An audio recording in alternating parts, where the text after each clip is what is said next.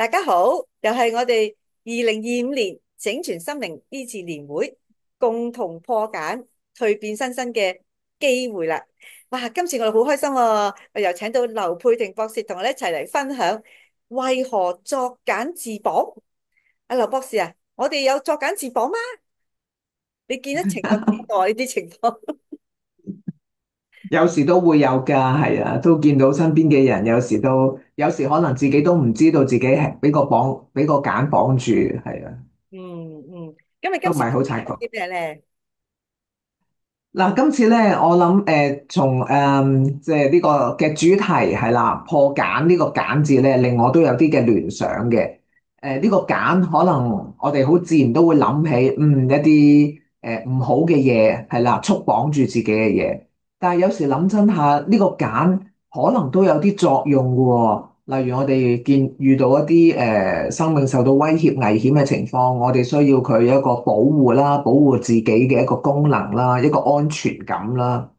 但係同時咧，我哋見翻蠶蟲呢一種呢一個嘅即係呢一個嘅形態嘅時候，佢又真係透過佢嘅繭，其實繭就係佢生命嘅一部分，佢累積咗好多嘅養分，到最後佢破繭而出，成為美麗嘅蝴蝶。咁而似乎又係一個完整嘅人生，似乎蠶蟲一生都幾轟烈喎嚇。咁嗯。所以用呢個角度去睇咧，咦，蠶蟲都有一個好讓我哋值得去學習嘅地方，就係原來我哋可能生命上一啲嘅經歷累積成為我哋嘅養分，造成今日嘅我哋。咁所以我諗，讓我諗到呢一個主題嘅時候，我就諗緊其實作繭自綁呢個繭可以係好有功能嗰邊，亦都有束綁嗰一面。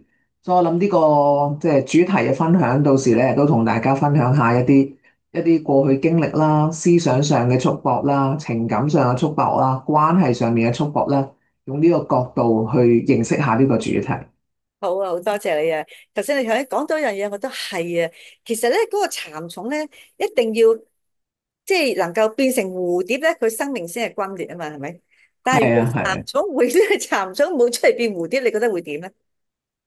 哦，永遠都真係佢自己都唔會中意自己啦，佢都接受唔到自己就係咁樣樣嘅一生啦，係啊，冇錯啦，所以咧，我諗好多人都係咁樣覺得咧。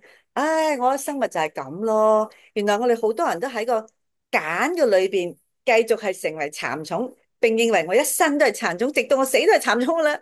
我從來冇諗過我可以破繭成為蝴蝶嘅喎。呢個蝴蝶同蠶蟲太唔同啦，都唔似我，我會變成咁咩？係係係係所以我係哋發覺，原來我哋嘅問題係，我哋根本唔知道自己可以破繭成為蝴蝶㗎。咁但係係你知唔知啊？個問題就係話，我哋好多時候咧，即係都唔知道呢個繭，因為繭其實都係好似你話齋保護我哋嘛，安全啲嘛。所以我哋好多時候得物咁咪幾舒服咯，咁都幾好安逸咯。但係我從來冇諗過咧，其實咧呢個繭係需要破嘅，但更加唔知道嗰個繭係咩啊？係我造成。我通常都話，唉，我出世係嗯咁噶啦，環境逼我係咁，我咪變成咁咯，我都唔想噶。嗯咁但係原來咧。最後個繭嘅今日就變成我啦，係我自己嗯變成呢個繭，我捆綁自己。嗱，呢個我覺得咧係對大家可能都有少少接受唔到。我哋講咩咧？我今次會同大家講下咧，就係從心理角度睇下咧，其實咧我哋人咧都係有種好中意有種叫做即係嗰個安穩性 homeostasis，嗯不嬲都係嗯咁，我就習慣咁就好舒服嘅。但係你突然之間同我講，喂，你咁樣係一個繭嚟嘅，仲要話俾我聽呢個繭咧係你自己造成啊！你明唔明啊？咁破繭人嘅出口都係你啊！如果你唔破繭，你唔去做咧，係永遠都唔會破呢個繭嘅。咁呢樣嘢我唔知道大家會唔會都有少少接受唔到咧？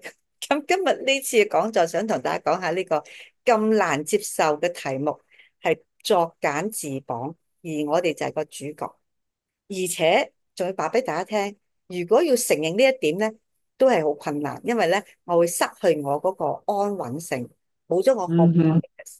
咁而嗯重要就係話咧，如果冇咗 homeostasis，我就會自己蒙騙自己，我同自己講。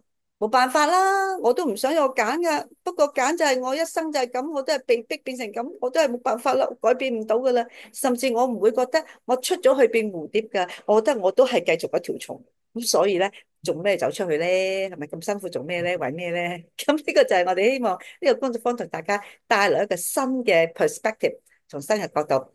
希望到時大家能夠一齊嚟聽下我哋講，支持下我哋7月5號朝頭早9點鐘整全心理治療會，共同破繭，蛻變新生。我哋一齊見面啦，拜拜，好，到時見，到時拜見。拜。